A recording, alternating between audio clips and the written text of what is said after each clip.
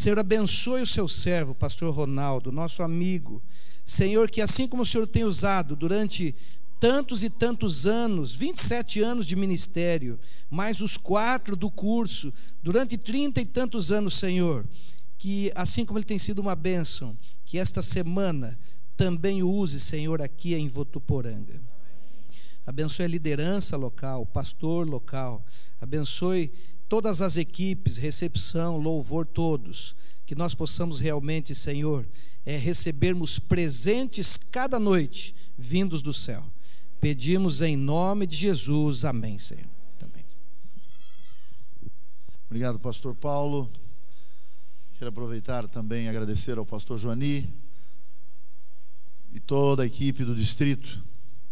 Eu não sei se vocês observaram, mas é nos detalhes que a gente tem algo diferente, né?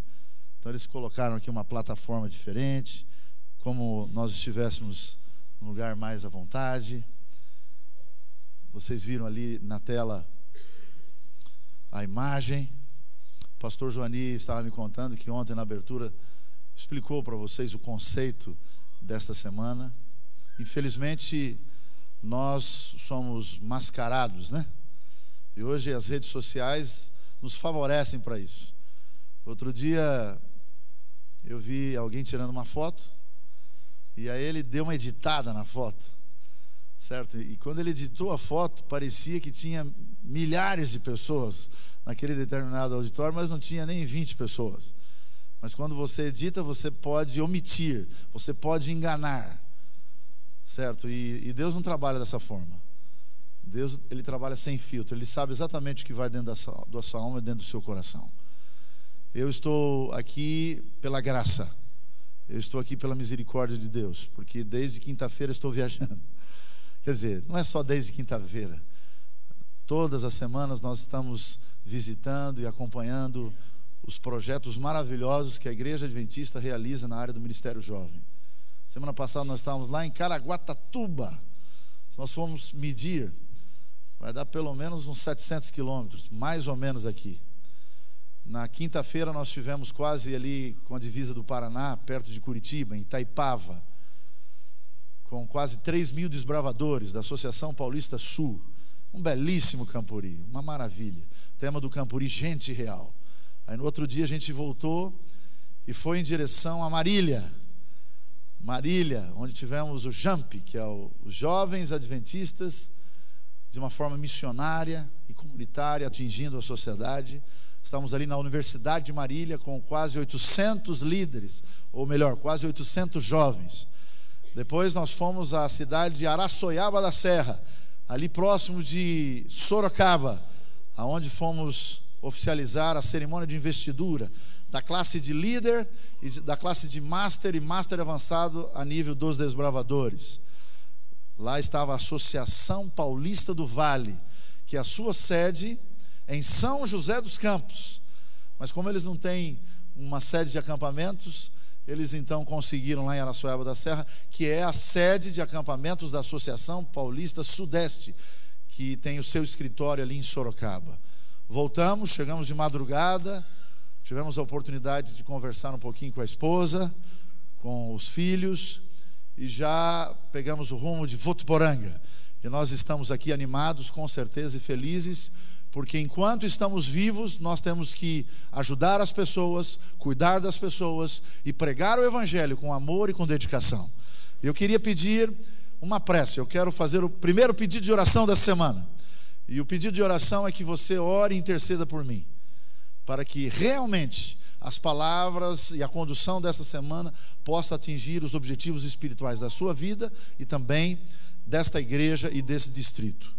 Eu gostaria de fazer um desafio para vocês essa noite. Por que eu estou falando de desafios? Porque hoje nós estamos mal acostumados. A verdade é essa. Querendo ou não querendo, essa igreja aqui de Votuporanga é um ponto de referência no interior paulista. Aqui desta igreja saiu vários obreiros para vários lugares do mundo. E nós estamos acostumados com isso. E nós gostamos de ouvir isso. Só que as coisas vão mudando. Tá certo? E a gente tem que mudar também. Eu não estou falando que a gente tem que mudar em relação a princípios. Não, princípios são inegociáveis, mas nós temos que mudar em relação à nossa linguagem. Muitas vezes a maneira que nós fazíamos há 10 anos atrás, nós não conseguimos mais atingir e atrair uma pessoa à palavra, ao princípio da Bíblia. E eu gostaria de dar alguns exemplos para vocês. Eu gostaria de pedir autorização a todos para que vocês abram as vossas Bíblias em Atos no capítulo 1, por gentileza. E nós vamos começar a falar de uma forma aberta, sem filtro. E não me leve a mal, mas existem algumas verdades que precisam ser apresentadas essa semana. Algumas verdades que estão mudando a minha vida, mudando o meu ministério. E quando esta mensagem toca no meu coração, eu preciso compartilhar essa mensagem. Eu preciso estender esta mensagem. E eu gostaria que você abrisse comigo, como eu já disse, Atos capítulo 1. E lá nós vamos encontrar algumas dificuldades. Eu vou apresentar para vocês 3 problemas que vocês vão ser desafiados a resolver nessa noite. 3 problemas. O primeiro problema se encontra no versículo 2. E eu vou pedir a autorização a vocês, que eu estou ficando velho, né? Pelo menos nesse momento eu vou usar o óculos. Atos capítulo 1, a partir do verso... Vou começar a ler o verso 1 também. Prezado Teófilo, diz o texto no verso 1. No primeiro volume desse livro escrevi a respeito de tudo que Jesus começou a fazer e a ensinar até o dia em que ele se despediu dos apóstolos, aqueles que ele havia escolhido por meio do Espírito Santo, e foi levado ao céu. Depois de sua morte, ele se apresentou vivo a eles em diferentes lugares por um período de 40 dias. Nesses encontros, face a face, ele os orientou sobre assuntos concernentes ao reino de Deus. Assuntos concernentes ao reino de Deus. Nós temos um problema aqui. Está lindo esse texto, porque fala que Jesus morreu, ressuscitou, ficou 40 dias. Tivemos provas infalíveis de que ele passou por esta terra, subiu aos céus, e antes de subir aos céus ele deu uma orientação, não foi assim? Ele deu um ensinamento, ele deu um conselho. Tem algumas versões, quem sabe seja a versão da sua Bíblia, ele deu um mandamento. Posso fazer uma pergunta? Que mandamento é esse? Aparentemente não está explícito, não está claro. Parece que tem um filtro aqui. Parece que tem um filtro aqui. Qual que é esse ensinamento? Qual é esse mandamento? Qual é essa orientação? Qual é essa instrução? Qual que é? Qual que é? Ide. É isso que você falou? Quem falou ide aí? O senhor falou ide? Ide para onde? Ele está dizendo que a orientação de Jesus, antes de subir ao céu, é ide por todo mundo e fazer o quê? Anunciar e pregar o evangelho, ensinando a todas as nações. É isso? Quando você vai no texto original, no grego, você compreende isso que o nosso querido irmão começou a apresentar para nós. Você vai a Mateus capítulo 28, que é exatamente esse texto. Ide, pregai o evangelho. Só que tem uma coisa, as pessoas querem ouvir o evangelho? Sim ou não? Não querem ouvir o evangelho. Alguém pode me questionar e dizer assim: pastor, o senhor está enganado. O senhor não está lembrando da TV Novo Tempo? Quantos milagres estão acontecendo? Quantas pessoas estão estudando a Bíblia? Quantas pessoas estão fazendo a melhor escolha? Quantas pessoas estão tomando a decisão correta? Só que tem um detalhe. Isso que você pode me questionar é verdade. Aumentou o interesse das pessoas. Mas, de uma forma geral, dentro da nossa comunidade, dentro da nossa sociedade, as pessoas não querem mais ouvir sobre o evangelho e sobre as sagradas escrituras. As pessoas estão zombando dos jovens e dos irmãos e das famílias que levantam a voz e querem fazer uma diferença nessa comunidade. Mas onde que o senhor quer chegar com isso, pastor? Eu vou dizer para vocês onde eu quero chegar. Algum tempo atrás, havia um grupo de pessoas, teologicamente falando, que eram chamados de modernistas. Quem eram os modernistas? Os modernistas eram aqueles que queriam destruir os cristãos. Os modernistas eram aqueles que queriam perseguir os cristãos. Os modernistas eram aqueles que diziam que o cristianismo atrapalha o desenvolvimento da comunidade. Mas como esta filosofia ou este empreendimento não deu certo, o inimigo, que é muito inteligente e estratégico, ele colocou uma outra filosofia, que hoje os teólogos chamam de pós-modernismo. O que significa, meus queridos amigos, jovens e convidados, o que significa pós-modernismo?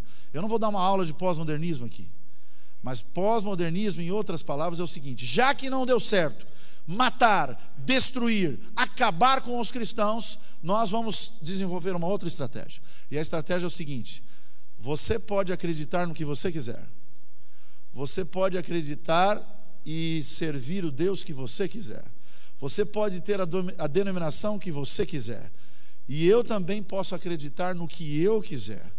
E se você me respeitar, Luiz, dentro das suas crenças e eu dentro das minhas, nós vamos nos conviver muito bem. Nós vamos ter amizade, nós poderemos nos encontrar como família. Mas se você quiser que a sua verdade se torne absoluta, como a verdade da Bíblia, se você quiser, Luiz, que a sua verdade seja única, aí nós vamos ter dificuldades. Não sei se você está me entendendo. Em outras palavras, a gente pode jogar bola, a gente pode sair em alguns eventos, a gente pode se relacionar no trabalho, na escola, na universidade, mas quando se fala de crença, de religião, você pode acreditar no que você quiser, mas não venha dizer e não venha reivindicar que a sua verdade seja absoluta. E dentro do contexto da Bíblia, a verdade do Senhor, ela é absoluta. A verdade do Senhor, o assim do Senhor é inquestionável, porque o Senhor não muda, a palavra de Deus não muda, os ensinamentos de Deus não mudam, as orientações divinas não mudam, e as pessoas começam a rir, começam a zombar, e aí eu vou voltar a criar um desafio para você e colocar o problema. E agora? Como nós vamos resolver isso? Nós temos que pregar o Evangelho, nós temos o canal da esperança. Nós acreditamos que a Bíblia é inspirada por Deus, conforme diz em 2 Timóteo capítulo 3, verso 16, proveniente do fôlego de Deus. Nós levantamos essa bandeira de fé, nós ensinamos aos nossos filhos, nós levantamos a tocha da verdade, e agora as pessoas não querem mais ouvir essa mensagem. As pessoas não são mais atraídas por essa mensagem. Inclusive, nesse final de semana eu recebi um vídeo. Eu não vou comentar muito sobre o vídeo, mas o contexto desse vídeo é um encontro de alguns religiosos, onde um pastor adventista estava colocando a posição bíblica, não era uma posição humana, uma posição de um líder religioso, mas uma posição divina. E as outras denominações e os outros líderes começaram a rir, a zombar, a diminuir e a humilhar esse pastor. O que a gente faz? Porque a proposta dessa semana, conforme esse quarto, é a gente mostrar a verdade.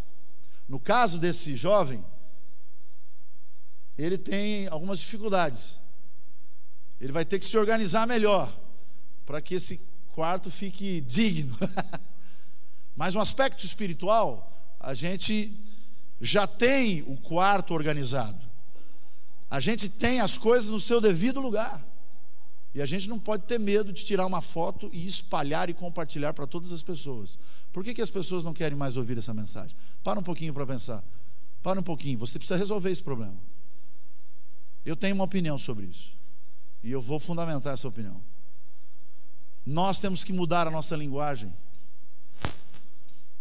A nossa linguagem está totalmente equivocada. Não como princípio, vou repetir, não como igreja fundamentada na palavra de Deus. Não é isso que eu estou falando. É na nossa maneira de conversar com as pessoas, é na nossa maneira de atender as pessoas, na nossa maneira de cuidar das pessoas, na maneira que nós nos relacionamos com a pessoa. Mas eu vou dar um parênteses aqui para você pensar. A Bíblia diz um segundo problema que ninguém pensou quando leu esse texto. E eu já vi várias vezes esse texto, já li várias vezes esse texto, o verso 2 e o verso 3. E eu também não tinha achado nenhum problema nesse texto. Mas agora eu estou vendo claramente o problema. Porque o primeiro problema é o seguinte: o Senhor disse que nós deveríamos pregar. Estou relembrando para ser didático. levar a mensagem da salvação aos jovens, às pessoas, à sociedade. Mas as pessoas não querem a verdade absoluta, eles querem viver o seu relativismo, tá certo? Esse é o primeiro problema. Como é que nós vamos resolver esse problema? Segundo problema, a Bíblia diz que Jesus passou, depois da sua ressurreição, quantos dias? 40 dias. E está escrito na Bíblia que existem provas infalíveis de que Jesus passou por esta terra, que Ele sofreu, Ele padeceu por você e por mim, ressuscitou, hoje está no céu intercedendo pelos nossos pecados. Qual é o problema dessa declaração que é tão linda? Tem um problema aqui. Qual é o problema? O problema é o seguinte: as pessoas, quando vão à igreja, eu não estou generalizando, mas eu gostaria de fazer você pensar um pouquinho.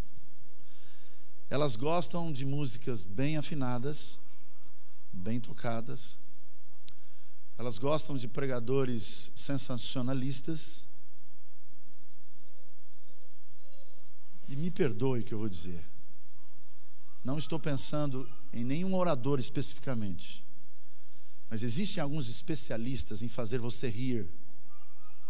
E existem outros especialistas em fazer você chorar. Outro dia eu conversei com um desses grandes e eloquentes pregadores, e ele disse assim: eu fiz um curso onde eu sei levar a plateia e o auditório para onde eu quiser. Eu posso fazer todo mundo rir, contando no momento certo uma história engraçada, e daqui a pouco eu mudo o foco e faço com que as pessoas comecem a chorar através de uma outra história. Por favor, eu não sou contra a história.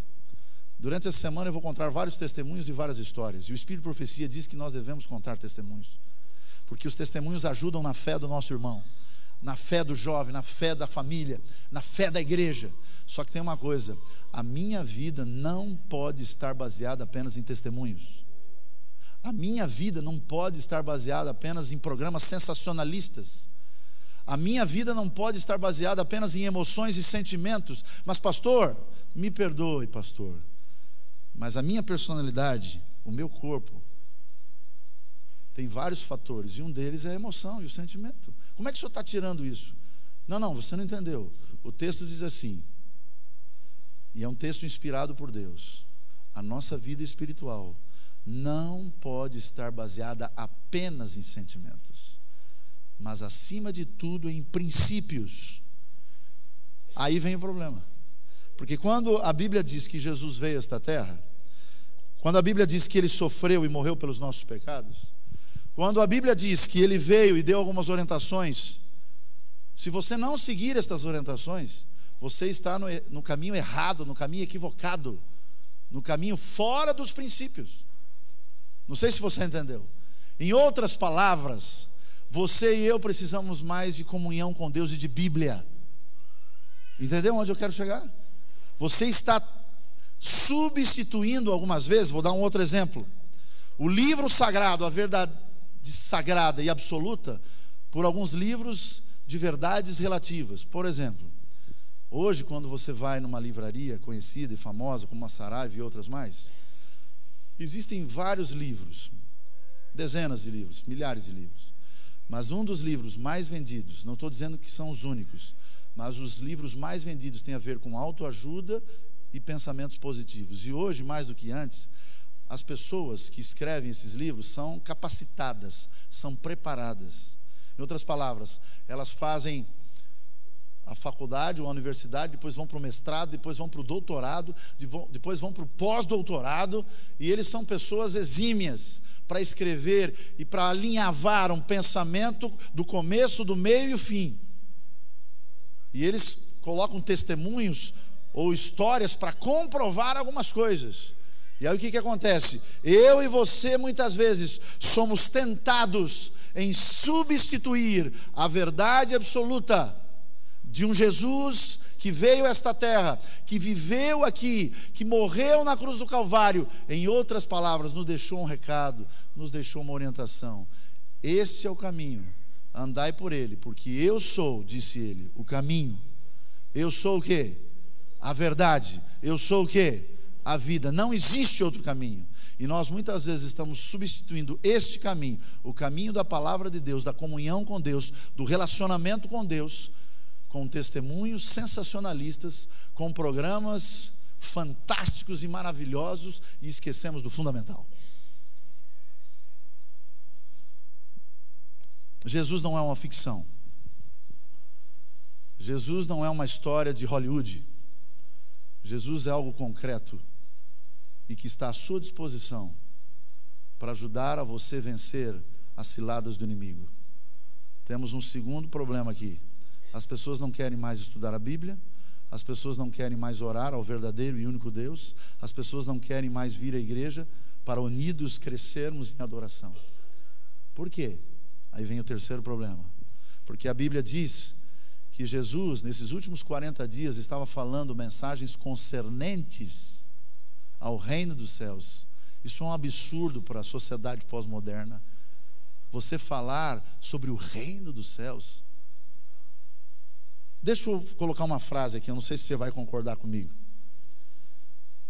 Você aceita essa frase? Todos os seres humanos têm um vazio, e esse vazio só pode ser preenchido pela presença de Deus. Quantos concordam que essa frase é verdadeira? Levante a mão. Nem todos concordam, mas eu vou repetir de novo, porque pode ser que você não ouviu e não se ligou. Existe um vazio na vida de várias pessoas, independente da sua idade. E esse vazio, vários pregadores já se levantaram e falaram. E esse vazio só pode ser preenchido através da presença de Deus. Sim ou não? Sim. O inimigo, sabendo disso, ele cria uma filosofia e um ensinamento que diz o seguinte: você, ser humano, já tem o suficiente do divino para resolver os problemas emocionais e existenciais da sua vida. Em outras palavras, você não precisa de igreja, você não precisa da Bíblia, você não precisa da comunhão com os irmãos, você não precisa da oração, você não precisa cuidar das pessoas, você não precisa dedicar tempo ao serviço do Senhor, porque você já tem o suficiente do divino. Você entendeu esse lado do inimigo? Eu te coloquei 3 problemas aqui, e por uma questão de respeito e também por uma questão de tempo, eu gostaria de resumir e fechar o programa dessa noite dizendo o seguinte: primeira coisa, temos uma missão e as pessoas não querem ouvir esta mensagem. Segundo, nós temos um Deus que é real e que nos ensina através dos princípios da sua palavra, e as pessoas não querem mais ouvir e estudar a palavra de Deus. Você quer um exemplo? Quem sabe você já ouviu esse exemplo. Eu era diretor de jovens e diretor de comunicação na Associação Paulista do Vale alguns anos atrás.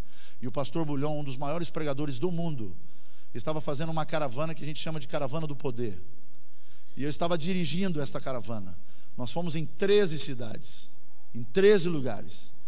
E eu lembro muito bem, não vou dizer o local, que um grupo famoso da nossa igreja, aqueles que a gente lotaria um auditório para ouvir, cantou umas 6 a 7 músicas. Foi um musical tremendo. Teve um momento de louvor maravilhoso, onde todos participaram. E daqui a pouco se levanta um dos maiores pregadores do mundo, pastor Alejandro Bulhon. E quando ele se levanta, eu estava no saguão, porque estava resolvendo alguns problemas da estrutura do programa, e eu ouvi, de uma forma clara, o pai, a mãe, eu vi primeiro, depois eu ouvi, o pai, a mãe e os filhos saindo da igreja, e dizendo o seguinte: o melhor já foi, podemos ir para um outro lugar. O melhor era o musical, o melhor era o filme que foi passado lá, o melhor era o louvor. Mas na hora de estudar a Bíblia, com um dos maiores pregadores, que nós daríamos tudo para ouvir esse pregador, pastor Alejandro Bulhon, aquele senhor de cabelos brancos disse para os seus filhos e para a sua esposa: o melhor já foi, porque agora não é tão importante, que é o estudo da Bíblia. Temos um problema ou não temos? Temos um grave problema, dentro da igreja e fora da igreja.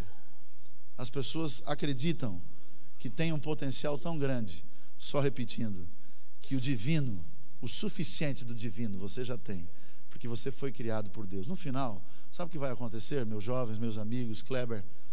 Todos nós vamos ser salvos. Não importa a sua religião, não importa a sua crença, não importa a sua fé, não importa o caminho que você seguir. O importante é você saber que Deus é amor, e no final todas as coisas serão resolvidas, que é a tal da teoria ou a filosofia do universalismo. O pós-modernismo aceita essa filosofia. E agora? Como é que a gente vai resolver esse problema? A gente vai sair só com o problema? Outro dia eu fui numa reunião, o pastor Paulo estava na reunião, né? Aí colocaram um problema. Só que não tinha a solução do problema. Eu não posso sair daqui sem a solução do problema. Não posso. Eu tenho uma proposta para você. Essa proposta não é minha. Esta proposta vem da parte de Deus. Mas eu vou dar alguns exemplos. Outro dia eu estava trabalhando na PAC, na Associação Paulista Central, com sede em Campinas. E aí começou esse programa do Vida por Vidas, que é a doação de sangue. Posso fazer uma pergunta? Em 2005, quando começou esse programa, todo mundo se envolveu. Hoje, poucas sociedades de jovens e poucas igrejas continuam desenvolvendo esse projeto. Por quê?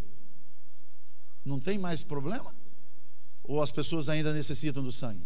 Sim ou não? Claro que necessitam do sangue. Por que a gente parou? Eu estou fazendo você pensar. Eu cheguei e fui na Unicamp, porque a gente precisava do apoio da Hemocamp. E a diretora da Unicamp me recebeu com chazinho e me recebeu com bolachinha. E eu me senti bem. E ela, num certo momento, disse assim: Pastor Ronaldo, a igreja de vocês é maravilhosa. E eu comecei a inchar, mais cheio do que eu sou. E ela disse assim: eu fiquei vendo lá o programa do mutirão de Natal. Que coisa linda, pastor. Até saiu no Jornal Nacional, né? Eu acompanhei. Trabalho bonito de vocês. E eu achando que era elogio atrás de elogio, que no final ia dar tudo certo, nós íamos conseguir tudo que a gente precisava. Aí ela disse assim: eu tenho acompanhado o trabalho dos desbravadores. Que organização. Que organização. É fantástico. Pastor, outro dia eu conheci o site do Vida por Vidas. Que site bonito, que site bem organizado. Inclusive tem um cadastro de nomes de várias cidades de São Paulo e também do Brasil, de pessoas que, entre aspas, estão disponíveis para doar o seu sangue quando há necessidade. E eu tinha um problema para resolver e entrei no site e falei: pronto, os jovens adventistas vão resolver o meu problema. E eu sei que pode ser uma coincidência, pastor, pode ser uma coincidência, mas sabe o que aconteceu, pastor? Eu não consegui nenhum jovem, nenhuma pessoa da igreja adventista. Não me leve a mal, pastor. Eu sei que pode ser uma coincidência, mas aqui na cidade de Campinas tem várias praças, e tem uma praça que tem um grupo de pessoas de mais idade, de mais experiência. Eu não preciso mandar e-mail para eles, não preciso mandar Twitter, nada, WhatsApp, nada. Bem que naquela época não tinha WhatsApp, né? Mas e-mail. Não precisava de e-mail. Sabe por quê, pastor? Eles não têm a mesma energia, o mesmo vigor dos jovens, que depois de 3 meses podem novamente doar o sangue. Eles demoram um pouco mais para terem condições de doar o sangue. Pastor, escuta o que eu vou lhe dizer. Eu não preciso fazer nada, absolutamente nada, a não ser levar os enfermeiros e os aparatos e o ônibus, e eles estão ali prontos para doar o sangue. De uma forma carinhosa, escute, de uma forma amorosa. Eles fazem isso com a maior alegria. Sabe o que está faltando muitas vezes na sua igreja, pastor? Regularidade, pastor. Sabe o que está faltando na sua igreja? Está faltando compromisso, pastor. Me perdoe o que eu vou lhe dizer, pastor, mas estas pessoas de mais experiência poderiam ter qualquer justificativa e qualquer argumentação e qualquer argumento para não doar o seu sangue, mas eles estão ali prontos e disponíveis para doar o sangue. Pastor, você sabe o que acontece, pastor? Eu vou um pouco mais a fundo com o senhor. Vocês têm alguns projetos que vocês saem às ruas, vocês fazem desfiles, vocês às vezes entregam livros, botam camisetas. Isso é lindo, isso é maravilhoso. Aí sabe o que acontece? As pessoas ficam impressionadas com vocês. Só que quando não há uma regularidade, não há uma constância de amor e cuidado com as pessoas se frustram, e o problema se torna muito pior do que o senhor possa imaginar. Eu gostaria que o senhor falasse para os líderes, falasse para os jovens, onde o senhor estiver. E eu estou falando, eu estou repetindo. E eu pedi para Deus, e quando você pede para Deus algo que é para a sua obra, Ele dá. E eu falei: eu preciso de um texto. eu preciso de um pensamento, eu preciso de uma orientação, porque às vezes se eu falar com as minhas palavras, os jovens e os irmãos e os líderes não vão me ouvir, mas se eu colocar um texto inspirado por Deus, eles vão me ouvir. E Ele me deu esse texto, e eu quero apresentar para vocês esse texto, indo para a conclusão do tema dessa noite. Olha o texto, coloque para a gente aqui na tela, aquele texto que vocês prepararam antes do nosso programa, hashtag Sem Filtro. Olha que texto incrível. Alguns de vocês conhecem esse texto, mas nós vamos explicar rapidamente esse texto, porque ele é autoexplicável. Olha o que diz ali, ó. Ali tem a fonte. Em ocasiões especiais, alguns cedem ao sentimentalismo, o qual leva a movimentos impulsivos. Eu vou dizer o seguinte aqui, explicando essa primeira parte. Às vezes a gente fica tão animado com um projeto que a gente fica feliz. Vamos lá, vamos deixar a nossa marca, vamos fazer a diferença. Isto é bom, isto é positivo, mas nós não podemos esquecer da regularidade de um cristão. Olha o que está escrito aqui, ó. Talvez estas pessoas como eu e você pensem estar prestando grande serviço a Cristo, mas não é assim que acontece. O seu zelo, o seu cuidado, o seu compromisso logo diminui. E então, acompanhe comigo, é negligenciado servir a Cristo. Não são serviços intermitentes que o Senhor aceita. Para um pouquinho. O que significa a palavra intermitente, irmãos e amigos aqui? O que significa a palavra intermitente? Que não é contínuo, que é oscilante, que não é regular. Certo? Então vamos repetir. Não são serviços irregulares, não são serviços oscilantes que o Senhor aceita. Não é por acessos emocionais de atividades, vamos lá, que podemos fazer o bem ao próximo, mesmo sendo um negócio interessante e importante. Última parte. Os esforços esporádicos, irregulares, inconstantes, intermitentes para fazer o bem resultam muitas vezes mais no quê? Mais dano do quê? Do que benefício. Porque lembrando aquela mulher da Unicamp, a diretora da Hemocamp, quando ela disse o seguinte: pastor, quando as pessoas olham para vocês com camisetas, entregando livros, se envolvendo naquele dia especial do impacto, com aquele sorriso maravilhoso, as pessoas levantam o seu rosto ao céu e dizem: Senhor, até que enfim chegou um povo diferente.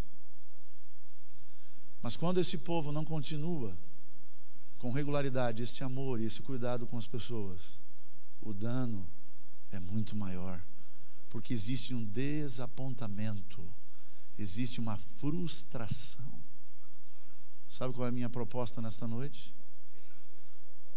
Muitas vezes, aquela linguagem de algumas pessoas mais experientes, que são bem intencionadas, ao dizer assim: arrependei-vos de vossos pecados. É claro que a gente tem que se arrepender dos pecados. É claro que a gente tem que apresentar os princípios da palavra de Deus, desde o Gênesis ao Apocalipse, porque é aqui que nós temos a fonte da vida e a fonte da vida eterna. Nós não podemos fugir da Bíblia. É claro que as pessoas têm que se sentir importantes num mundo corrupto, num mundo injusto. É óbvio que a gente tem que motivar as pessoas a se respeitarem a si mesmas, não tem dúvida nenhuma disso. Mas ninguém, no geral, vai aceitar o Salvador se eles não verem o Salvador em você e em mim. Se você e eu não vivermos uma vida de amor e de interesse pelas pessoas. Algumas pessoas chegam e dizem assim: o programa daquele congresso, daquela vigília, daquela semana foi bom, o pastor arrebentou. Gente, onde a gente está com a cabeça? Vou dar um exemplo para vocês. Lá na Paulista Leste, onde o pastor Paulo trabalha, tem um grupo famoso. E esse grupo, alguns anos atrás, meu pai era pastor da igreja, ele foi fazer um musical no Carandiru. Lembra do Carandiru? E ao chegarem no Carandiru, começaram a preparar os aparelhos, o telão, aquela coisa toda. E qual não foi a surpresa de uma dessas pessoas que estava mais ligada? Quando os detentos entraram, tinham mais de 500 detentos, e esta pessoa olhou para o lado esquerdo e não viu uma saída de fuga, de escape, nem para a esquerda e nem para a direita, só tinha um paredão.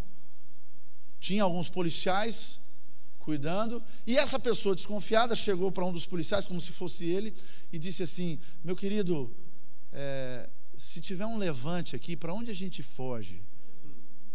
Sabe o que ele respondeu? Não foge, mas fica tranquilo, nós estamos aqui cuidando da segurança. Só que essa pessoa ficou incomodada, disse para um outro amigo do grupo, esse amigo disse para uma outra amiga do grupo, e foi se espalhando. Daqui a pouco estava todo mundo unido, pedindo perdão dos seus pecados. Fizeram um programa. Sabe quantas músicas eles cantaram? Mais de 10 músicas. Foi um programa maravilhoso. Não teve nenhum levante não, viu, gente?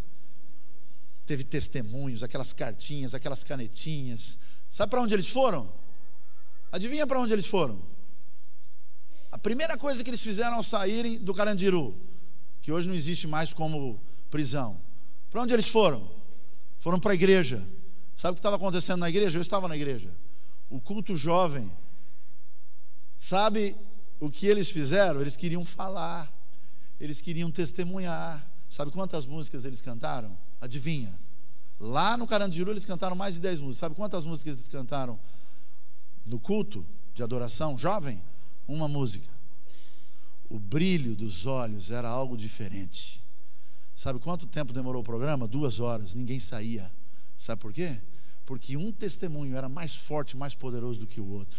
Não precisou plantar bananeira, fazer um show, um negócio espetacular. Era o testemunho de uma missão cumprida. E no final agradeceram a Deus cantando uma música, porque aquela música tinha a ver com o contexto daquele testemunho. Sabe onde eu quero chegar? Você sabe por que tem semana de oração? Você sabe por que tem culto todas as semanas, regularmente? Sabe por quê? Porque esses cultos como este são cultos de celebração de uma missão cumprida, de algo regular que tem a ver com o amor de Cristo dentro do seu coração e dentro da sua alma. Você entendeu o que eu quero dizer? E fruto desse amor, fruto desta constância, fruto desta regularidade, você tem que celebrar, você tem que contar, você que tem que testemunhar. Aí você vem para a igreja, e aí tem um momento de celebração, onde a comunidade se reúne para adorar ao Senhor e agradecer, porque Ele é o nosso Rei, o nosso Senhor, aquele que é vitorioso e vai também nos levar à vitória final. A minha proposta é clara. Vamos parar de teoria e vamos viver algo que nós não estamos vivendo. Outro dia, vou dar um exemplo para vocês. Eu fui gravar um material da igreja, de tantos outros que eu já gravei, e ali tinha um tecladista, ali tinha um contrabaixista, ali tinha alguém da percussão, ali tem alguém dos trompetes. Gente, pessoas que tocam com músicos internacionais e alguns com músicos famosos do Brasil. E a gente às vezes fica acanhado, né?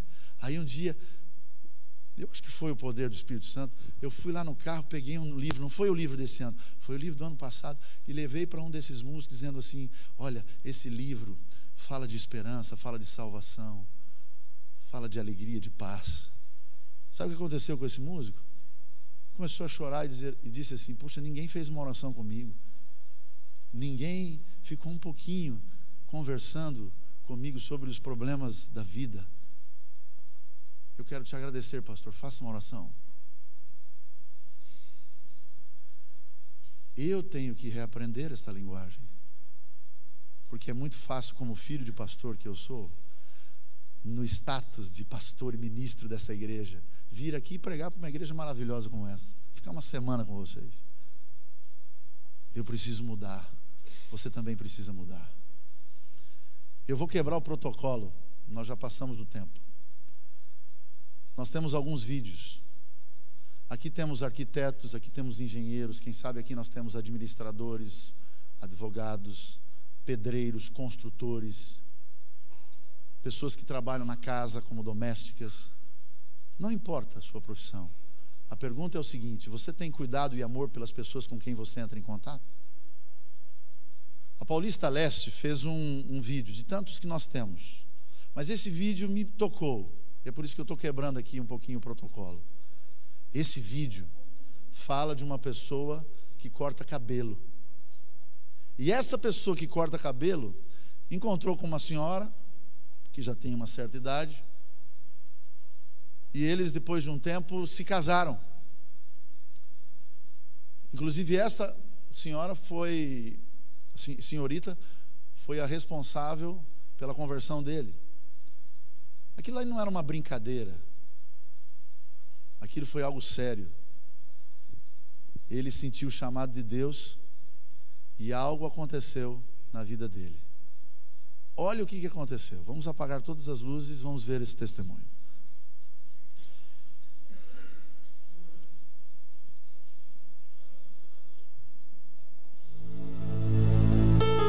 Quando eu conheci o ministério da Igreja Adventista do Sétimo Dia, foi num salão de cabeleireiro, onde eu trabalhei por volta de 5 anos. E lá eu conheci a palavra. Através de uma cliente, ela passava 3 vezes por semana falando desse amor de Cristo. Um dia eu cheguei para ele e falei assim, olha, Deus quer mudar a sua vida. Aí quando eu falei, Deus quer mudar a sua vida, aí ele parou e ficou prestando atenção em mim, né? E aquilo foi trabalhando na minha vida. Aquilo foi mexendo comigo, porque nunca me apresentaram de tal maneira essa conversão de um Cristo tão vivo. E ele começou assim a ficar curioso sobre a Igreja Adventista.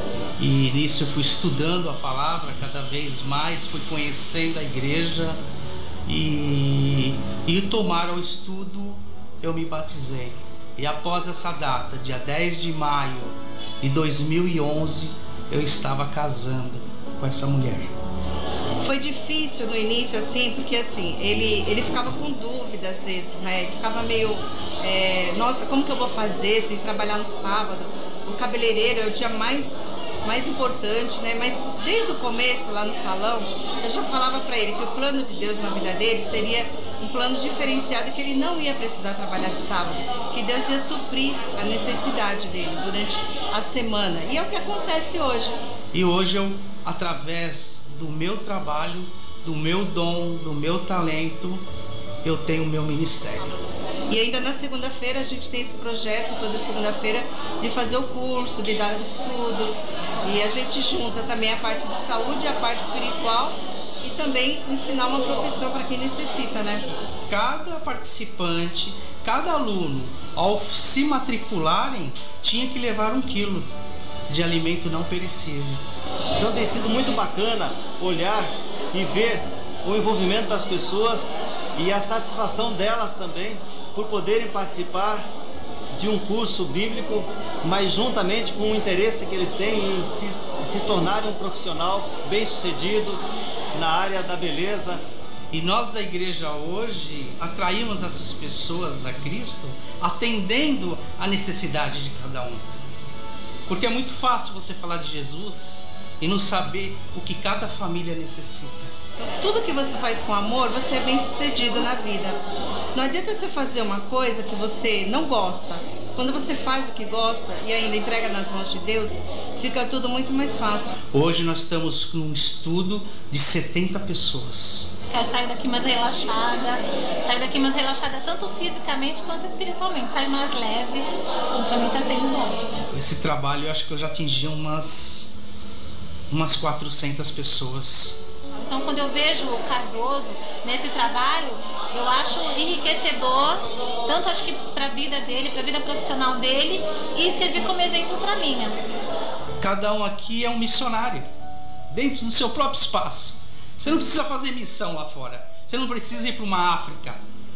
Você não precisa ir para uma Arábia Saudita ou para outro país. Você pode fazer a missão no teu espaço, só te falando do amor de Cristo para cada um. Isso eu faço por amor. Aquilo que me restaurou. Aquele que fez eu mudar de vida, que é Cristo Jesus. Podemos acender as luzes. Esse vídeo fala por si mesmo. Ele, por amor, ele atendeu às necessidades das pessoas. Posso fazer uma pergunta? Dentro do contexto desse testemunho, ele faz isso uma vez por semana? Ele faz regularmente. Ele não faz apenas no sábado de manhã, quando a gente vem na igreja, ou numa semana especial jovem. Ele se comprometeu com Deus da mesma forma que Deus o abençoou, a abençoar as pessoas.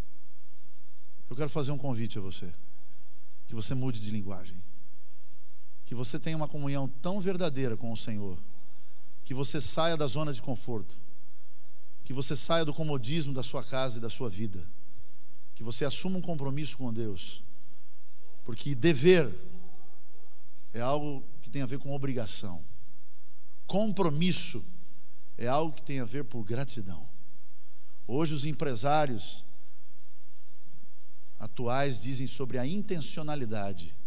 O que é intencionalidade? Você saber qual é o caminho, você saber pela palavra de Deus qual é a direção, e mesmo que você não tenha vontade, a partir de hoje, pelo poder de Deus, pela influência do Espírito Santo, ser uma luz no meio das trevas e no meio da escuridão.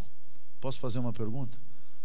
Quantos, motivados pela palavra de Deus, por estes textos e esses testemunhos inspirados, querem tomar uma decisão, não com o pastor Ronaldo, não com o pastor Joani, o pastor Paulo e outros que estão aqui, mas um compromisso de fidelidade, de clareza, de transparência, fazendo a diferença das pessoas, cuidando das pessoas, amando as pessoas, respeitando as pessoas e salvando as pessoas, porque a Bíblia diz em Atos capítulo 1 verso 8: e eu lhes darei o poder do Espírito Santo, e vocês vão para vários lugares e vão fazer a diferença.